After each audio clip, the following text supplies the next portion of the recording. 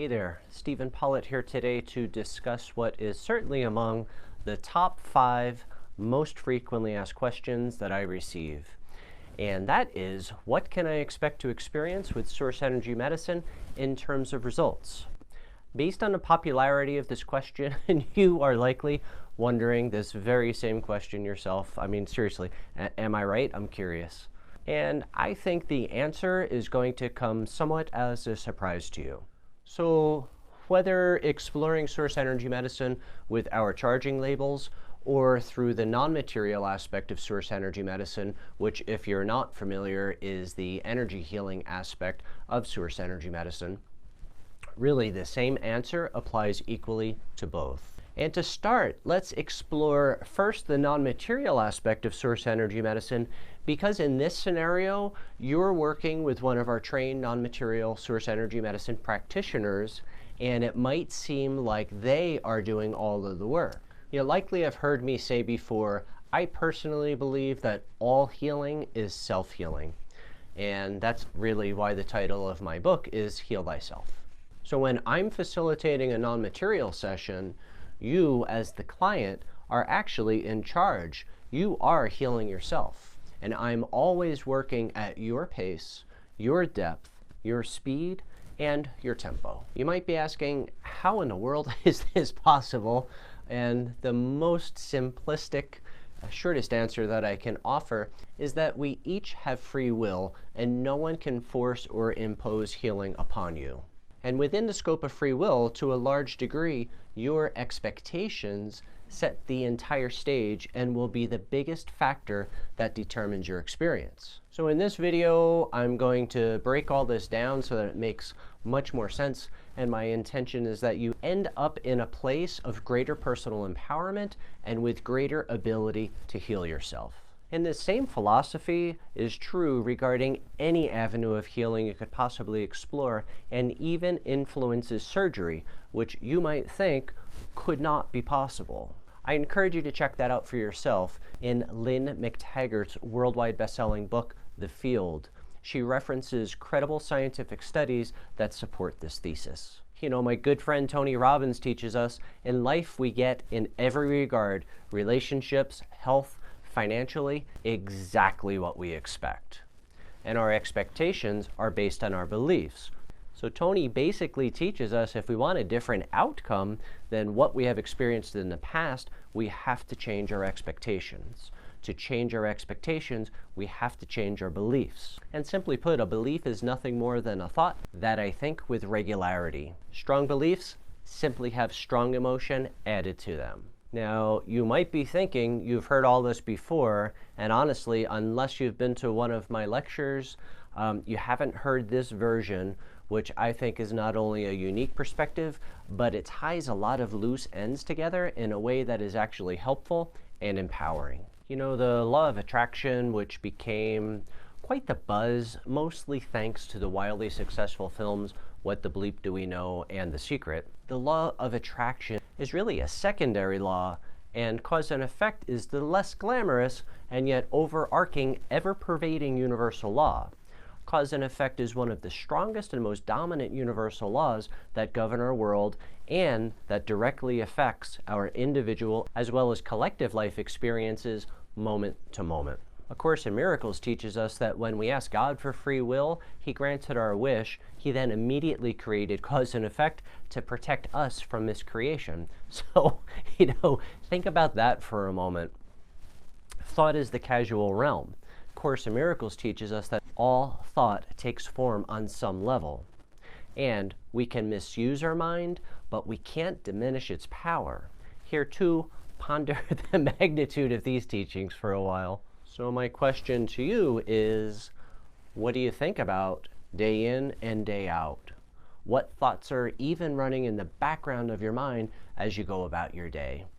I spent likely the first 35 years of my life completely unaware of my thoughts, unaware of my feelings, and unaware of my emotions too, for that matter. And in those days, I was creating my life experience unconsciously because I was not aware of what I was thinking about all day, each and every day, and my life seemed like somewhat of a random experience. If you want to take charge of your life, take charge of your thoughts. Which is really to say, become aware of your thoughts. And you don't have to monitor your every thought, but do develop an awareness of your feelings, and your feelings will tell you the general nature of your current thoughts. So, to summarize, my expectations determine my experience. Expectations are based in what I believe to be true about myself, true about others, true about the world, true about money and relationships. And here today, we're focusing on what I believe to be true about transformation and healing. Dr. Joe Dispenza, in his New York Times best-selling book, You Are the Placebo, dives into a complex and in-depth exploration into the power of beliefs. Dr. Bruce Lipton's groundbreaking and best-selling book, The Biology of Belief, is an empowering exploration into what is now known as the science of epigenetics. Dr. Lipton's book is as groundbreaking today as it was when it was released in 2005, and yet his theories remain largely unknown. I love that in most of the emails I've received, the wording used is actually expect. In a sense, they're answering their own question, yet most people don't think that they have any personal power to heal themselves, and many believe that the challenges are being inflicted upon them. Most believe the challenges are not likely co-created and definitely not self-created, and most people honestly want someone else to heal them. They're far more comfortable abdicating responsibility for the miscreations of the challenges that they're currently experiencing and happy to simply pay someone else to clean up their mess, so to speak. A Course in Miracles teaches us that I pay a very high price for not accepting 100% responsibility for everything that I experience in my life. And that price is I am then not able to change my life experience. Accepting responsibility can be painful, and as the 7-time New York Times best-selling author Marianne Williamson reminds us in her book, A Return to Love, it takes courage to endure the sharp pains of self-discovery rather than choose to take the dull pain of unconsciousness that would last the rest of our lives. And A Course teaches us to not only accept responsibility for everything in my life, but that I am an all-powerful creator. It teaches us to be miracle-minded, literally to expect miracles. And when I am not experiencing miracles, I know that I am the one blocking the miracle. To me, this is huge and very empowering. And one of the reasons why I love working with clients who are also students of Course in Miracles. And before I go any further, if by some strange coincidence you do not know Marianne Williamson's work, I strongly encourage you to read her books. She has written 12 over the years, and she's been one of Oprah's favorite authors since shortly after A Return to Love was released in 1992. Back to expectations. When I ask some clients what they expect to experience based on what they know about a particular challenge that they're currently experiencing, their answer, if they're honest, is very telling. All too often, clients with serious and life-threatening conditions receive frightening prognosis, which, according to Merriam-Webster, very simply is defined as the prospect of recovery as anticipated from the usual course of dis-ease or peculiarities of the case. In other words, expectations. The prognosis is based on available treatment options, if any are available, and previous outcomes. I once had a doctor attend one of my workshops years ago, and he shared with the group that he hopes that someday soon doctors will not legally be allowed to offer prognosis. He said the diagnostic ability of modern medicine is most impressive, and he wasn't bashing modern medicine at all. And the diagnostics have made amazing advances over the last 30 or 40 years. It's often the prognosis that sets the expectations. And in so many cases, the expectations is a matter of days to live, which doesn't leave any room for perhaps there are other options available. Before a non-material session, I sometimes ask my client what they expect to experience from the session, and often they're caught somewhat off guard and tend to stammer and spit out something along the lines of, oh well, I just expect a miracle. And honestly, most of the time, I do not buy it at all. I believe it really takes a bold free thinker to not buy into the often pessimistic prognosis of a wide variety of diseases that are prevalent in our world today. It seems for most folks, it truly takes a lot of work to get to the point where they do indeed become miracle-minded, and in every regard and in every aspect of life. And that, in a nutshell, is the work of A Course in Miracles, and part of the goal of the workbook section of A Course. To me, it's important to highlight that there are what is considered to be positive expectations, expecting the best outcome, to be victorious, to have things go well, and this is what fuels the placebo effect.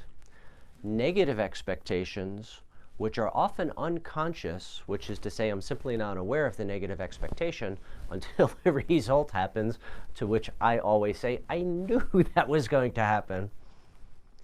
And then I also see a lot of people who hope for the best, and yet they actually plan for the worst. And in that scenario, they have a negative expectation or are simply trying to put a smiley face on it, and that never works. Negative expectations fuel the nocebo effect, which is not very widely known. And to make sure you and I are on the same page, I simply see an unconscious belief as a belief that I am not consciously aware that I hold this belief. And I'd like to offer an example. A few years ago, a friend invited me to go to Vegas, and she asked if I'd like to play craps. My automatic, completely conditioned response that now I realize had been coming out of my mouth whenever anyone asked me that question since probably 1978 was, I work far too hard for my money to gamble it away. And yikes, that I was shocked by these words and stunned that I still held this belief. I've been working since I was 12, and hard work was indeed part of my life for a very long time. Over the years, I thought I'd explored all limiting beliefs around work and money, and yet this odd one still held. And again, it was an unconscious belief that I learned very early in life. Negative expectations either help to ensure failure or create serious limits to what is possible. Expectations, both positive and negative, create a paradigm of self-fulfillment. Remember Tony Robbins' profound teaching. And I think you'll find this fascinating. I once worked with a woman who had worked with literally dozens of healers in the past, and none of them seemed to be able to help her at all. So I was curious and asked what she was expecting from our session, and she paused and she said, honestly, likely the same as all the others. Now that is strong negative expectations, and from my perspective, no methodology or there's no practitioner who would stand half a chance of success in that scenario unless she was able to do some work and dismantle her expectations.